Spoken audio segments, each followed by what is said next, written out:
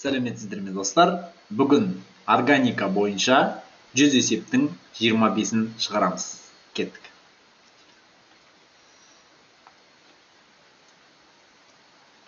Бірінші, зертханада 120 литр ацетиленнен 60 грамм бензол алынған. Бензолдың шығымын есептеңіз. Бірінші, ацетиленнің формуласы С2H2. Бензол алу керек бізде. С6H6. Тримерлеу реакциясы деп аталады. Катализатор белсендірілген, активтендірілген көмір. Ацетилен бізде 120 литр. Литр берілсе астына 22,4 жазылады. 3-ке көбейтілетін болса 67-де 2 болады. Бензол 60 грамм алынған дейді. Бізде грамм берілсе астына не жазылады? МР жазылады. 78 молекулалық масса. Бензолдың шығымын есептеңіз дейді. Бензолдың шығымын есептеу үшін оны тағы бір рет тауып аласыз. 60-та есепке алмайм. Нәтижесінде бізде шығады 139-да 28 грамм. Енді шығымның формуласы масса практика бөлінген масса теория көбейтілген 100%. Есептейтін болсақ, масса практика бізде по факту шыққан 60, ал шығу керек еді 130-да 28. Ол теория. По факту бізде 60, теория бізде 139-да 28. Көбейтіреміз 100-ге. Есептейтін болса, 60-та 100-ге көбейтірем, 139-да 28-ге бөлем. Нәтижесінде шығады 43%. Арғырай кеттік. 8,5 литр метан мен 10 литр ацетиленнен құралған қоспаны толық жандыруға жұмсалатын ауаның көлемі. Ауаның ішіндегі, метан мен ацетилендегі көмірсутектер ғой енді бізде. Оларды жағуға ауа жұмсалады, бірақ дәлірек болатын болсақ, ауаның ішіндегі оттек жағады. Оттек жағады, бірінші кеттік, метанды жағайық. CH4 жағу болса біз не қосамыз? O2 қосамыз. Кез келген көмірсутекті жаққанда бізде көмір қышқыл газы мен су бөлінеді. Теңестіре салайық. Мұнда 4 сутек, мұнда 2 сутек алдына 2 қоям. Оттек 2, 4, мұнда алдына 2 қойдырып қой. Метан бізде 8,5 литр. Ары қарай, ацетилен формуласы С2H2 қосамыз. O2 түзіледі. SO2 қосылған H2O. Теңестіре салатын болсақ, мұнда тап 2 қоямыз. 4, 2, 5. Мұнда бізде 10 литр. Литр берілсе астына 22-де 4. Мұнда көлемін табу керек. 22-де 4 2-ке көйтірем, 44-де 8. Нәтижесінде мұнда бізде 17 литр шығады.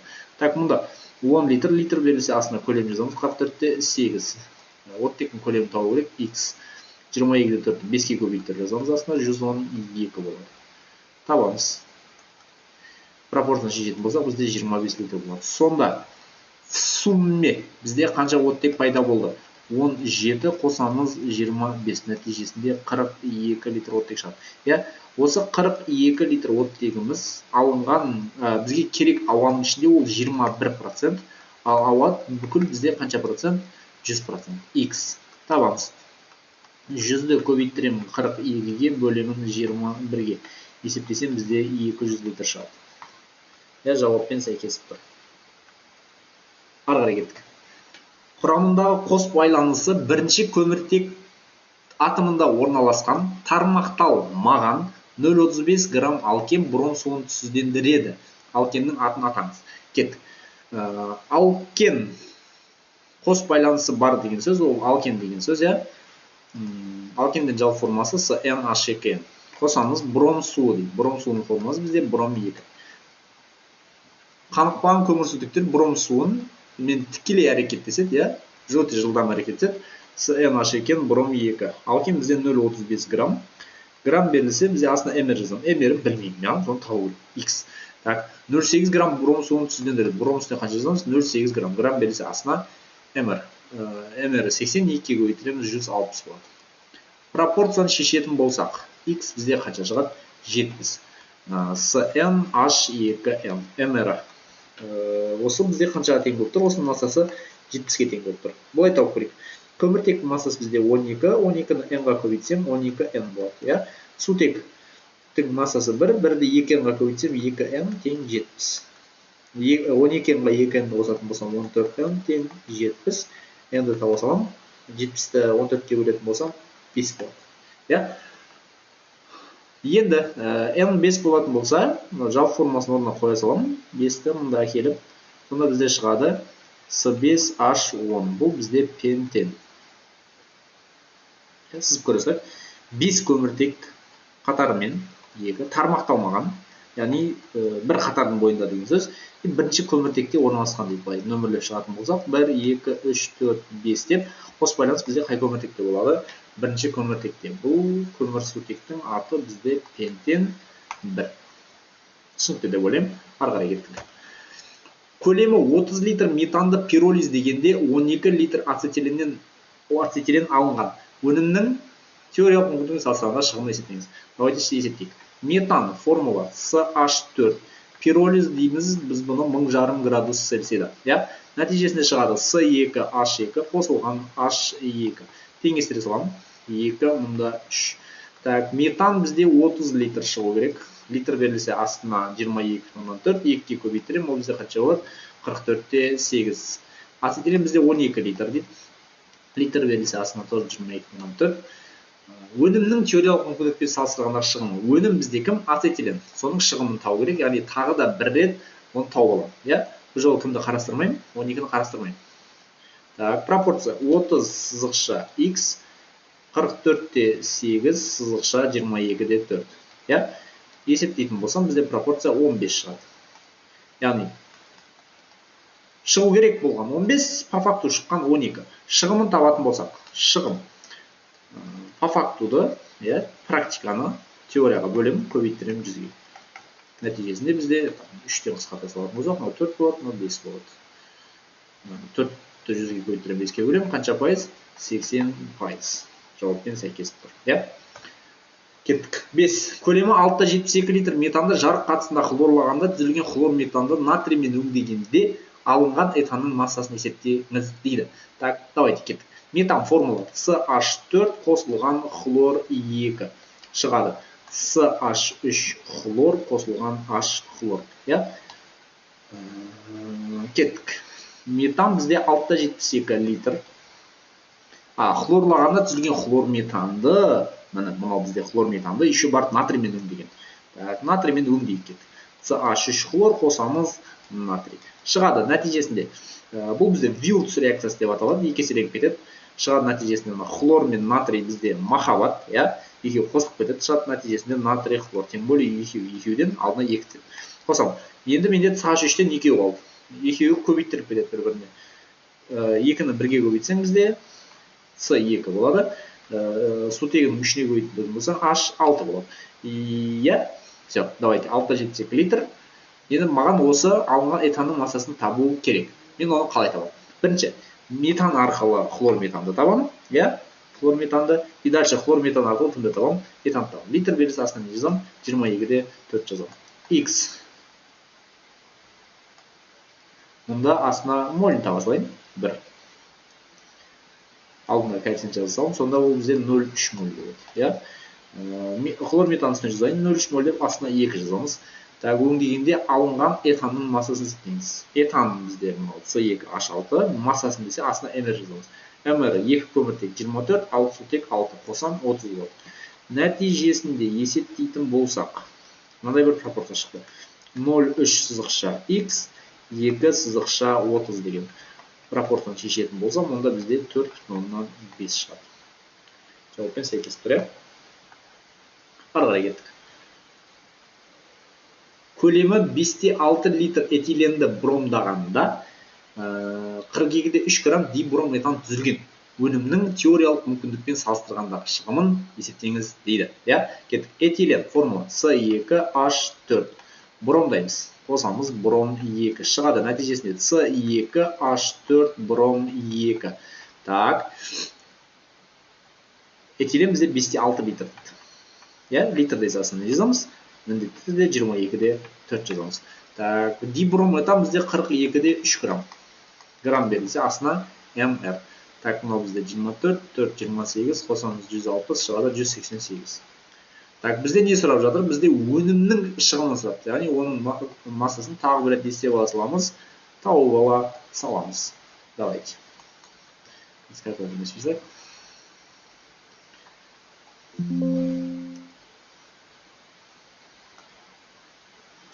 100 188 көбейтіреміз 5,6-ға бөлеміз 22,4-ке.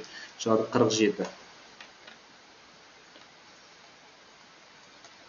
47. Давайте енді шығым табайық. Шығым. Масса практика по факту шыққаны бізде 42-де 3, теория жүзінде шыққаны қанша? 47. Көбейтіреміз қаншаға? 100-ге. Шығады нәтижесінде 90%.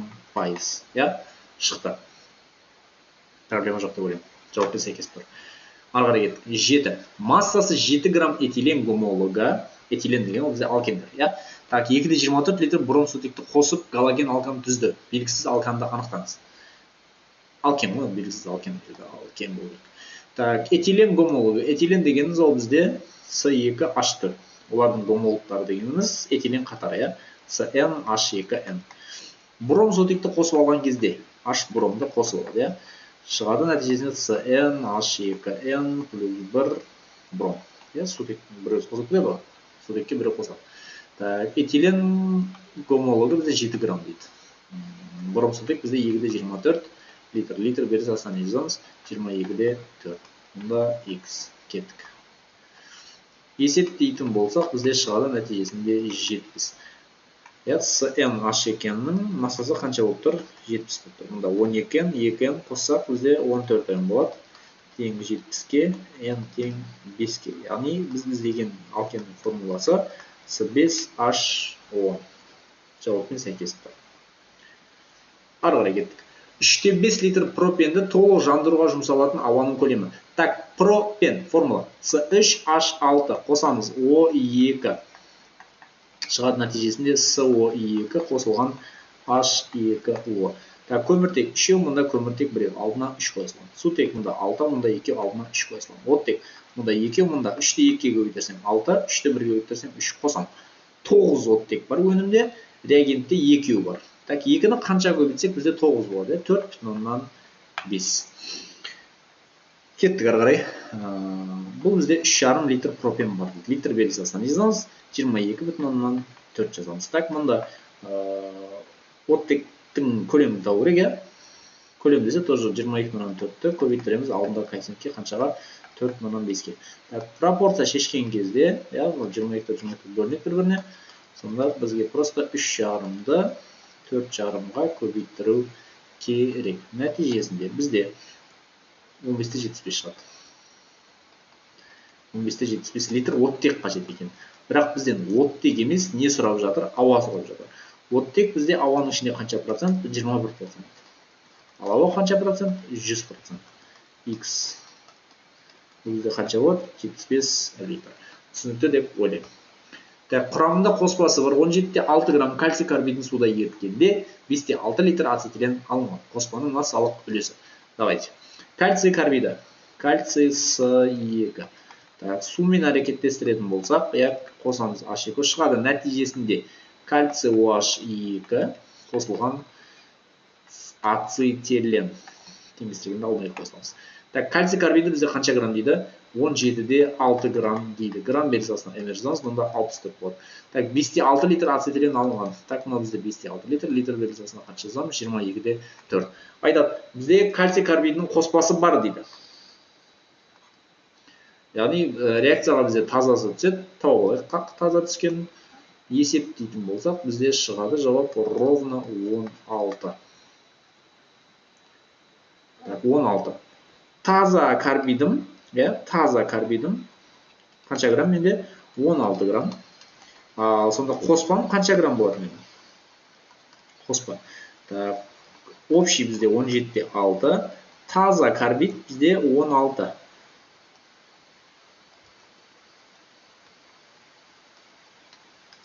Таза карбид бізде 16. Сонда нәтижесінде қанша грамм шығады? Бізде 1-де 6 грамм шығады. Осының үлесін таба салу керек. 1-де 6 грамм бізде қоспа, ал жалпы карбид бізде 17-де 6 грамм. Көбейткен 100-ге шығады нәтижесінде 9,1%. Жауаппен сәйкес тұр. Кеттік. 18-де 4 грамм этанолды концентрлі күкірт қышқылы қатысында қыздырғанда 8 грамм жай эфир түзілген өнімнің шығымы. Так, этанол формула С2H5OH шығады. Нәтижесінде бізде қанша градустық тұр? H2-сі 4, эфир шығу үшін ол бізде 140 градус Цельсийдан төмен болу. Шығады С2, H5, O, С2, H5, диэтил эфирі қосылған су. Шығады сонда бізде этанол бізде қанша грамм? Алдына ек қойсам. 18-де 4 грамм, астында 92. Қыздырғанда 8 грамм жай эфир түзілген. Жай эфир бізде 8 грамм түзілген. Астында эмер жазыламыз. 29, 58, 16, 58, 16, бұл 74. Өнімнің шығымы. Шығым десе, үстінен не істейсіз, тағы да бір рет тауып ала саламыз. 4. Бұл бізде шығады 0,2 пропорция. Мынандай пропорция шықты бізде. 18-де 4 сызықша x, астында 92 сызықша 74. X шешетін болсақ, 74-ті көбейтіремін 18-де 4-ке, бөлемін 92-ге, шығады нәтижесінде 14,8. Ары қарай шығым есептей саламыз. Шығым. Бізде 14,8 шыққан. Шығу керек болған, 14,8. По факту қанша шыққан? 8 грамм шыққан. Есептей салайық. 8 грамм бөлеміз 14,8 граммға, көбейтіремін 100-ге, шығады. Нәтижесінде 54%. Проблема жоқ деп ойлаймын. Жақсы. Қалған келесі 15 есепті келесі видеодан көре аласыз.